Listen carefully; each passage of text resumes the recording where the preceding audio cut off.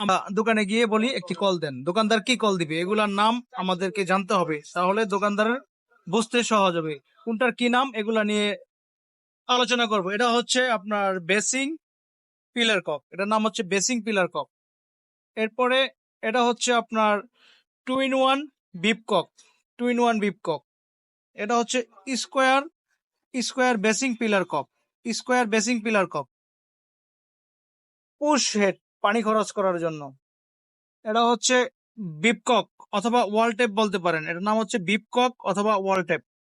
এটা হচ্ছে আপনার ওয়াল টেপ অথবা বিপকক। আর এটা হচ্ছে two in one, two in one angle stop cock. এটার কি কাজ এবং টু ইন ওয়ান বিপককের কি কাজ আমি বড় ভিডিওতে বিস্তারিত আলোচনা করব। আর এটা হচ্ছে সিং মুভিং পিলার কক, সিং মুভিং পিলার কক। আল্লাহ হাফেজ।